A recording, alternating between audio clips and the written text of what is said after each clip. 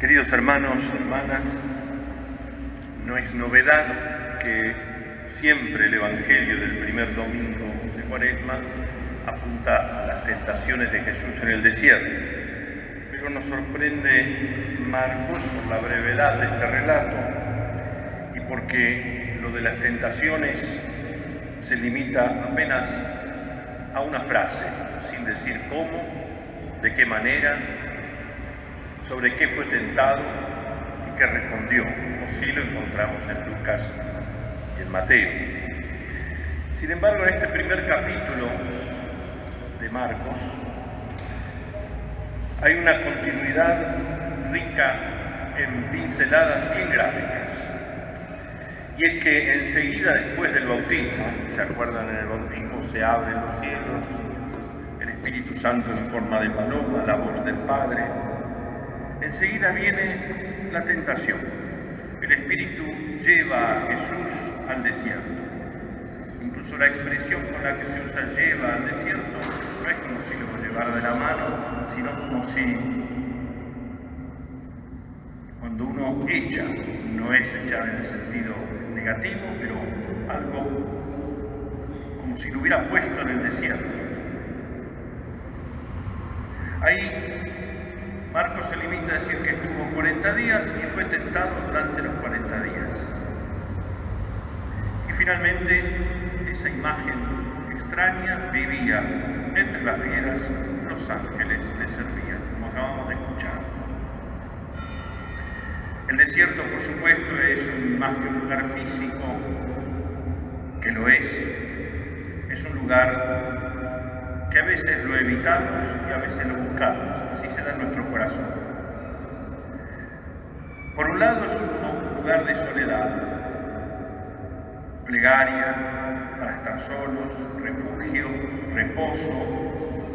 En un lugar desértico Jesús multiplicó los panes, a un lugar desértico les invitó a ir a los discípulos, porque ya no se daban tiempo ni para comer. Vayamos a un lugar solitario, aparte. Pero al mismo tiempo, en la Biblia, el desierto es el lugar donde, quizá la frase medio brava, habita el mal. Sobre todo si sabe que estamos ahí para molestarnos. Pero ahí aparece un dato cronológico que es simbólico. Decir que es simbólico no significa decir que es mentira, pero que tiene un significado mucho más profundo. Es un periodo largo para no comer y beber, 40 días. Pero lo primero que viene a nuestra mente es el largo camino por el desierto del pueblo judío que huyó de la esclavitud a una tierra de libertad y de paz. Pero por esa relación que escuchamos en la primera lectura, también 40 días con sus noches del diluvio. Algo así como rompo todo y empezamos de nuevo.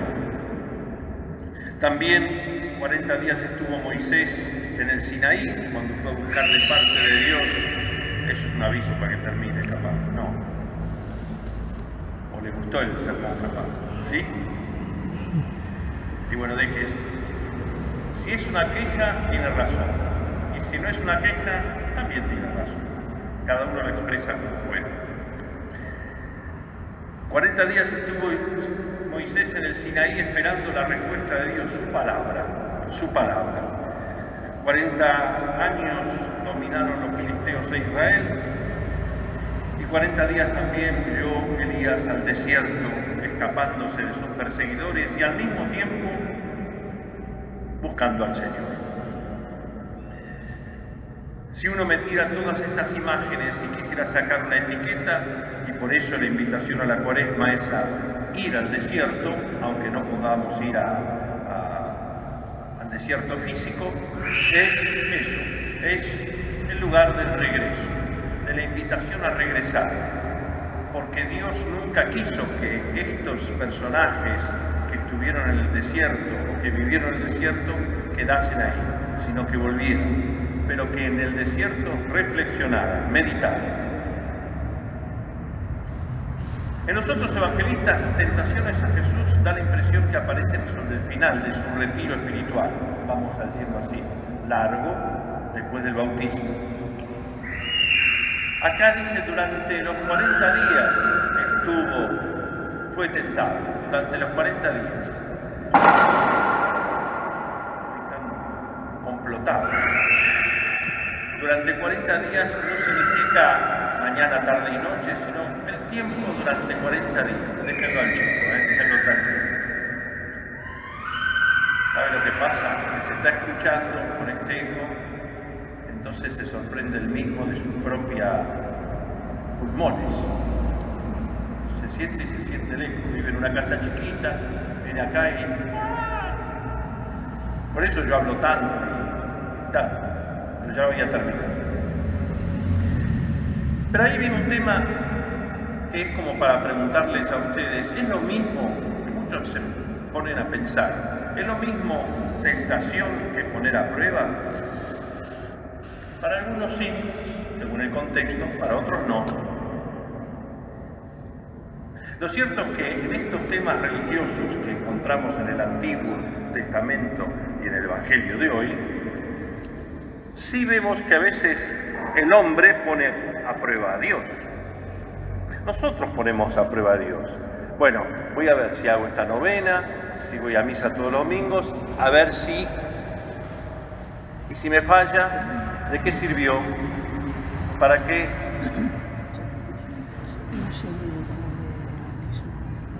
Tengo a todos, hasta los monaguillos me hacen.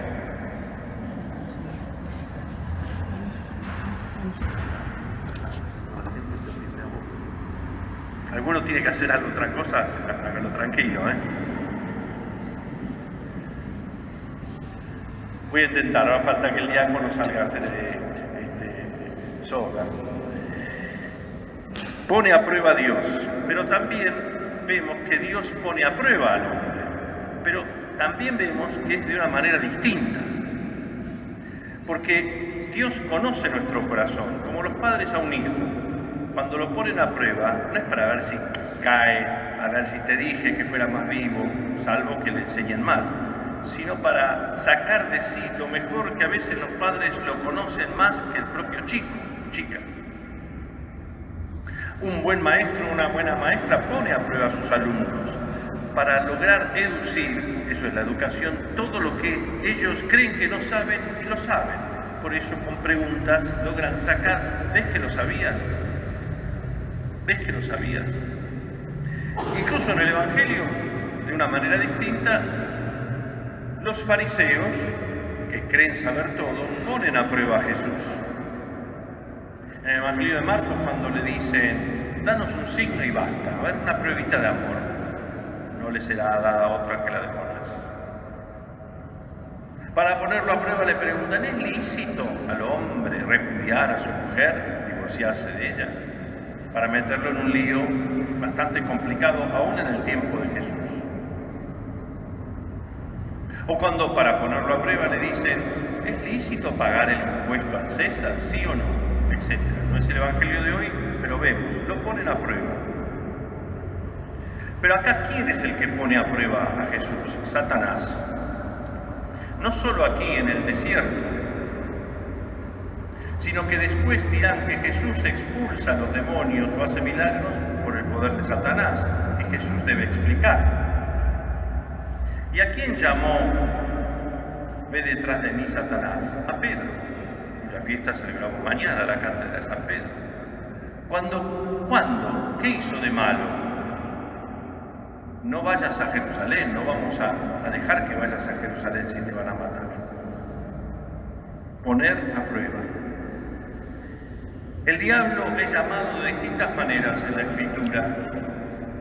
Y olvidémonos, es un modo de decir, no olvidémonos del diablo, pero miremos nuestro corazón, porque para eso estamos en el desierto.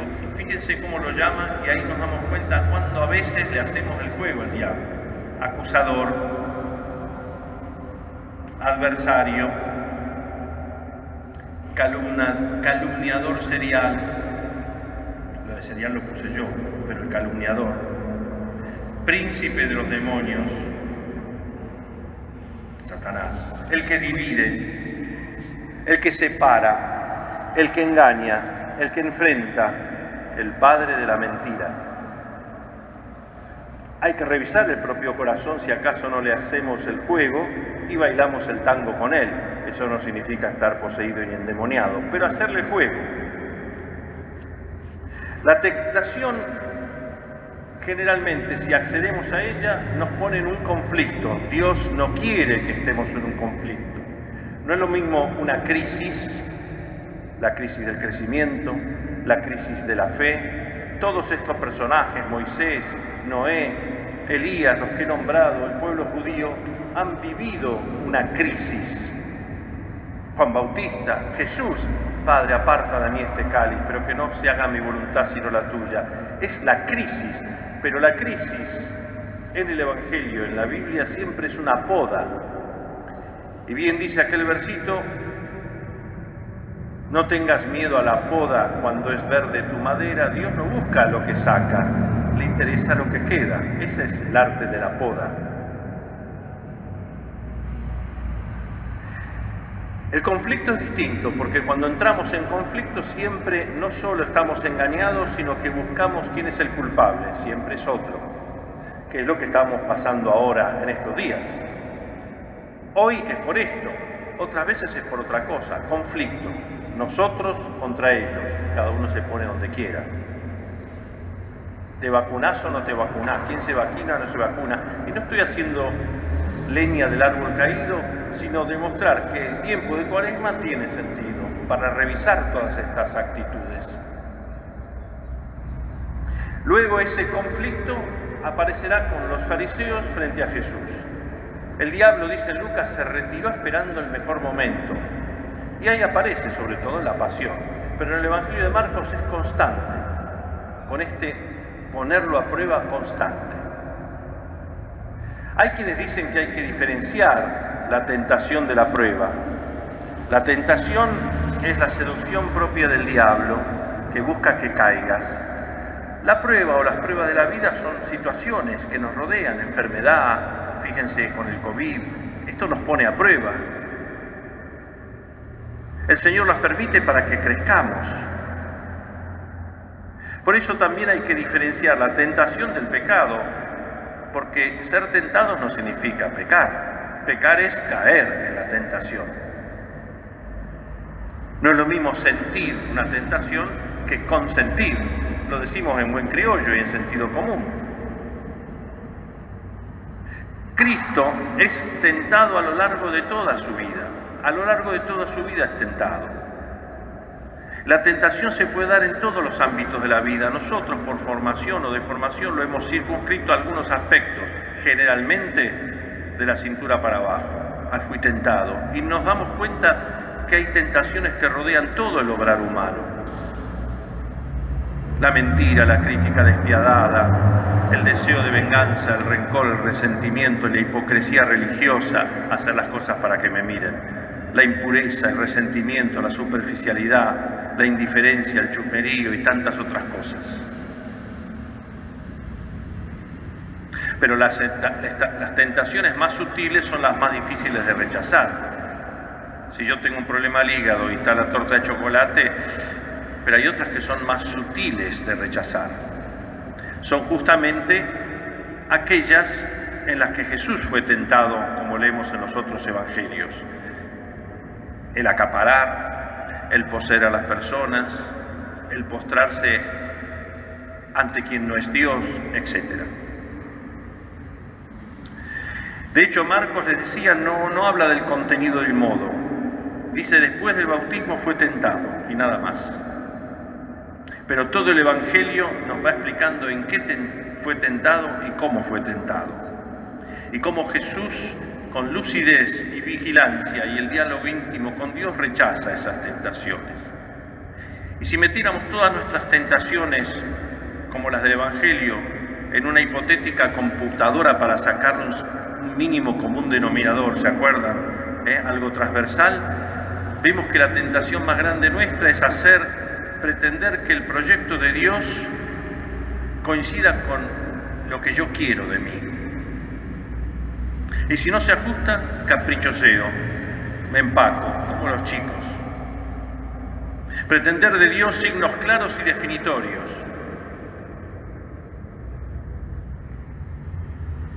o pretender dominar lo que está sucediendo como si Dios lo quisiera, en lugar de que Dios lo permite, como si Dios también quisiera el mal. Claro, generalmente es para los enemigos, y decimos Dios lo castigó. Aliarse al dominio y al poder para imponer de arriba el reino de Dios, como yo quiero, como yo lo quiero. En definitiva, el miedo de confiar completa y únicamente en la palabra de Dios, que parece débil e incapaz de competir con la palabra de los poderosos. Iba a decir con mayúscula, pero es con minúscula, pero se creen, se hinchan como galleta en la leche. Que parecieran palabras y decisiones más adecuadas que las de Cristo, que ¿de qué me sirven? Es una gran tentación, porque en el caso de duda me comprometo con el mundo y no con el Señor. No termina el Evangelio así, sino con dos versículos que nos ayudan a entender el sentido de Jesús en el desierto, y es el anuncio del reino. Son las primeras palabras de Jesús.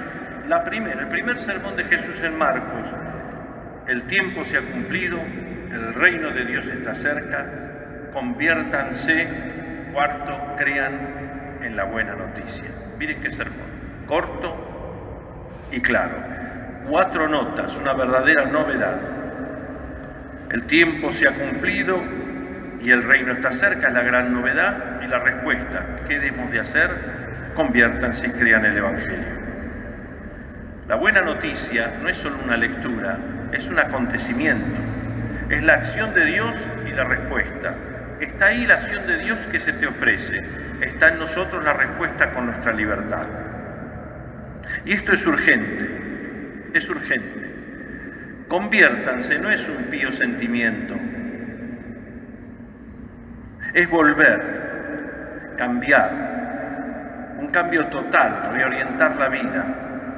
Comprometerse en consecuencia para creer en la buena noticia, que no es simplemente una idea, ni tampoco un empeño moralístico, tenés que creer o reventás, tenés que hacer esto. No. Creer es la madurez del ser humano, la apertura, el arriesgar, confiar, comprometerse, como Jesús lo hizo. Es vital. Es lo importante, es lo superior. Y termino con la primera lectura, no comentándola, es clara: el diluvio, el arco iris como signo de paz. El arco iris es algo idílico y nos reasegura que lo peor pasó. Pero es curioso porque mejor se ve el arco iris cuando todavía el fondo gris plomizo está. Si hay cielo y sol y cielo azul, ya no se ve. Entonces es un signo en medio del fin de la tormenta. En memoria de un drama, de lo que le puede pasar al hombre si se olvida de Dios. Eso fue el motivo del diluvio.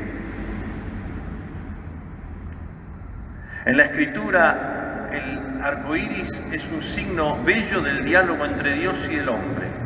Dios queda como satisfecho del bien obrar de Noé y su familia. Y incluso algo que parece de locos, como en el libro de Jonás, dice: Dios se arrepintió de lo que había hecho. ¿Cómo se arrepintió? Y porque Dios se compadece, es misericordioso, rico en bondad y misericordia, lento para la ira y el enojo. Pero el arco definitivo no será el arco iris. Nosotros no somos adoradores de un arco iris, si bien lo vemos y decimos qué bella es la creación. El arco definitivo por el que pasamos y es la salvación es la cruz, que también es oscuridad, pero es luz, por la cruz a la luz. Dios que es lento al enojo, rico en piedad y misericordia. Todas las figuras fueron pasando: el arco iris, la circuncisión de Abraham, las tablas de la ley de Moisés, todo fue pasando, el arca, pero el bautismo, y todos somos bautizados, es la puerta a abrazar a ese Cristo, porque la vida cristiana no es un self-service ni una selfie espiritual, es donación total de nosotros en Cristo, a quien llamamos el arca de la salvación. Ven, el chico gritaba, pero mis sermones duermen a todos, para algo sirven.